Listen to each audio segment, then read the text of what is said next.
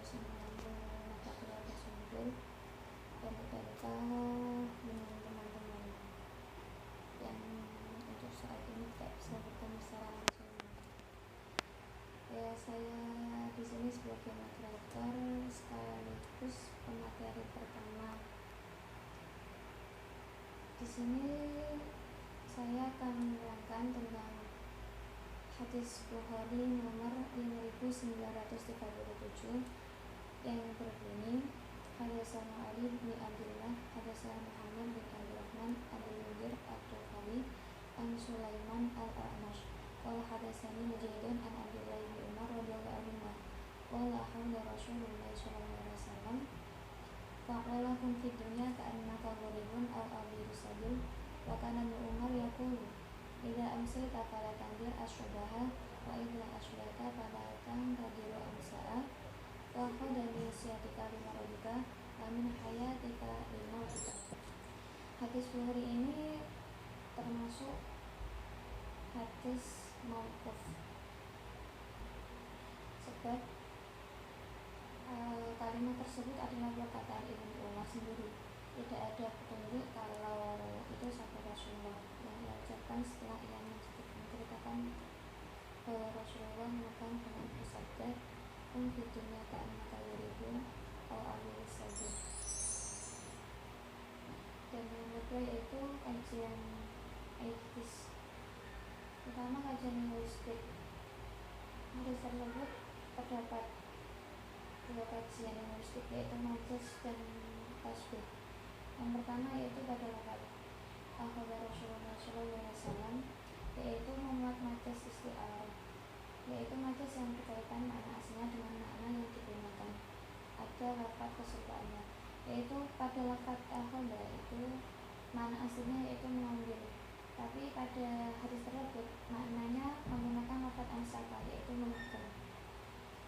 Selanjutnya adalah lafaz waqad min sihatika limaradika, itu memuat majaz murakkab karena yang digunakan bukan arti aslinya dari lafaz tersebut, sebab adanya hubungan makna dengan tidak adanya penyerupaan pada kalimat tersebut. Arti aslinya yaitu dan ambillah dari kesehatanmu kepada sakitmu. Majaz yang digunakan pada susunan lafaz tersebut yaitu kun hadika qabla maradika. Dan yang kedua yaitu ada tasbih. Tasbih yaitu artinya maknanya yaitu penyerupaan. Dan ada tasbih tersebut terdapat pada kalimat konfitunya kan tabarun disabih, yaitu memuat kajian tasbih mursal karena tasbih tersebut disebut ada tasbihnya berupa huruf ka'anna dan musyabahnya berupa domir berupa huruf kaf dan musyabahnya yaitu lafaz ghoribu. Sekian dari saya, yang selanjutnya akan diteruskan oleh teman saya. Waktu dan tempat saya silakan. Bismillahirrahmanirrahim. Assalamualaikum warahmatullahi wabarakatuh. Perkenalkan, nama saya Nur Hidayati, NIM 117. Langsung saja saya akan melanjutkan presentasi dari Mbak Ana. Kajian tematis komprehensif. Kajian ini berkaitan dengan mempertimbangkan teks-teks hadis lain yang memiliki tema yang serupa baik dari segi lafaz ataupun maknanya. Berikut beberapa hadis yang hampir sama dengan hadis Bukhari nomor 5937. Yang pertama, Sahih Bukhari nomor 1. Qala Amirul Mukminin radhiyallahu an, sami'tu Rasulullah sallallahu alaihi wasallam yaqulu, innamal a'malu binniyat, innamal likulli imri'in ma nawa. Faman kanat hijratuhu ila Allahi wa rasulihi fa hijratuhu ila Allahi wa rasulihi, wa man kanat hijratuhu lid-dunya yusibaha aw imra'atan yankihuha fa hijratuhu ila ma hajar ilaih. Rawahul Bukhari wa Muslim. Yang kedua ada Sunan Tirmidzi nomor 2259.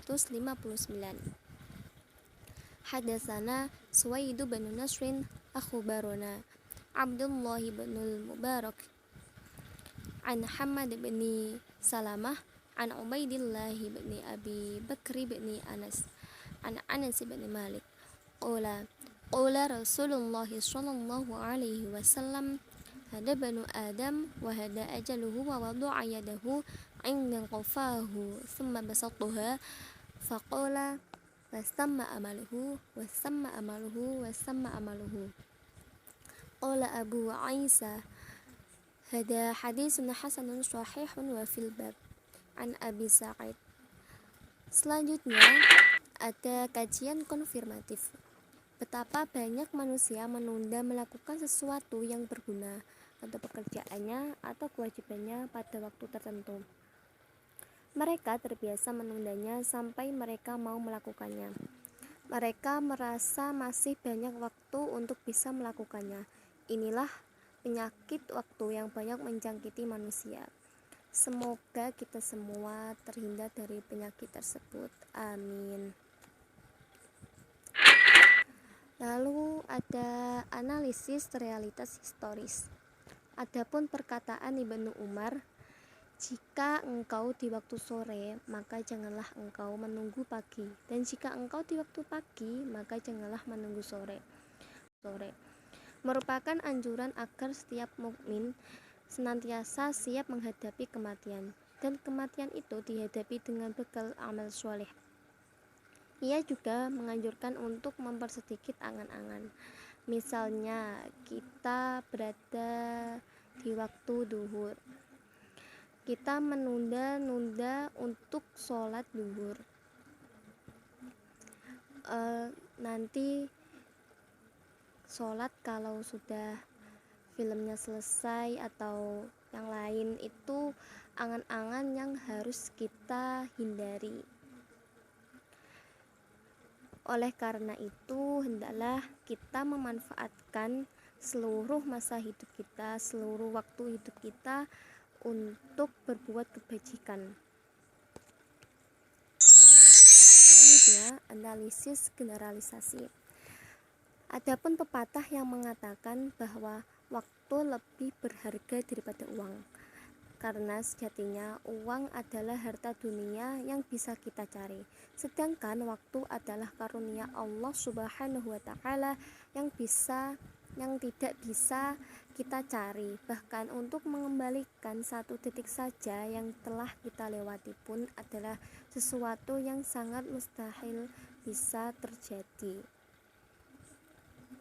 Seorang mukmin tidak harus memanjangkan angan-angannya, karena dia terdedah kepada panggilan maut pada bila-bila masa.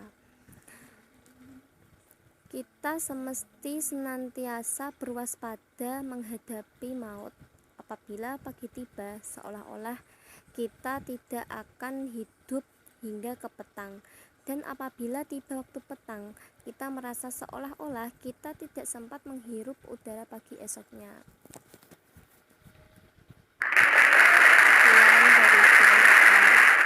Hidup itu terlalu singkat untuk memahami, tapi terlalu lambat untuk menghargai. Semoga apa yang saya sampaikan bermanfaat. Terima kasih. Assalamualaikum warahmatullahi wabarakatuh.